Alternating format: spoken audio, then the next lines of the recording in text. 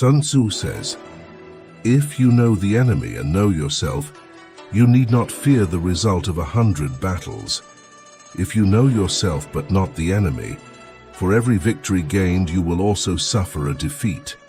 If you know neither the enemy nor yourself, you will succumb in every battle.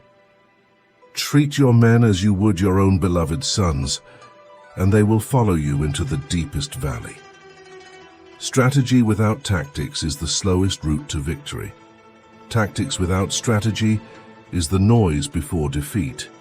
All warfare is based on deception. Hence, when we are able to attack, we must seem unable.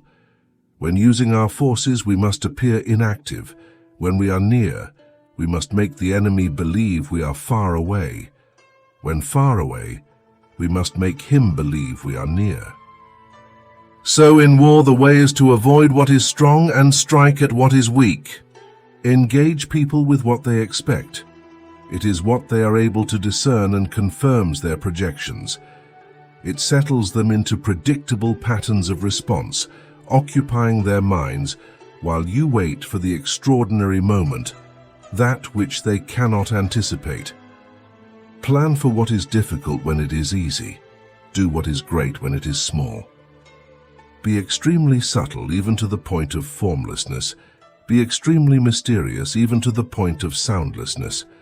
Thereby you can be the director of the opponent's fate. Those who are victorious plan effectively and change decisively. They are like a great river that maintains its course, but adjusts its flow. When strong, avoid them. If of high morale, depress them. Seem humble to fill them with conceit. If at ease, exhaust them. If united, separate them. Attack their weaknesses.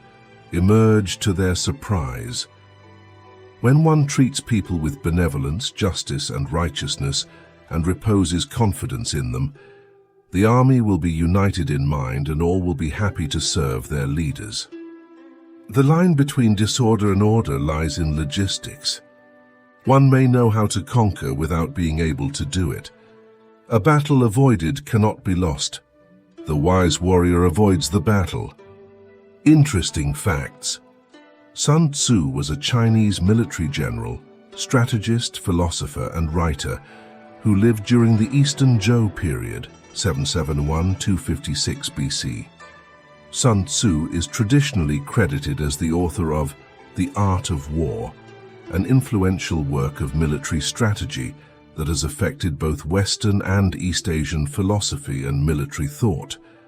Sun Tzu is revered in Chinese and East Asian culture as a legendary historical and military figure. His birth name was Sun Wu, and he was known outside of his family by his courtesy name Chang Qing. The name Sun Tzu, by which he is more popularly known, is an honorific which means master son. Sun Tzu mastered the military science of ancient China and created the military doctrine of asymmetrical warfare. According to it, an attack on the enemy should begin only after the enemy has no opportunity to either defend or counterattack. It was used in the wars in the era of the warring states in ancient China, about 475–221 BC. Those combat combinations had specific names, descriptions, and classifications. Sun Tzu's historicity is uncertain. The Han Dynasty historian Sima Qian and other traditional Chinese historians placed him as a minister to King Heilu of Wu and dated his lifetime to 544–496 BC. Modern scholars accepting his historicity place the extant text of The Art of War in the later Warring States period of 475–221 BC, based on its style of composition and its descriptions of warfare. Traditional accounts state that the general's descendant Sun Bin wrote a treatise on military tactics, also titled The Art of War. Since both Sun Wu and Sun Bin were referred to as Sun Tzu in classical Chinese texts, some historians believed them identical prior to the rediscovery of Sun Bin's treatise in 1972. Sun Tzu's work has been praised and employed throughout the arc of East Asian military history since its composition, and eventually earned global attention. During the 20th century, the art of war grew in popularity and saw practical use in the Western world as well.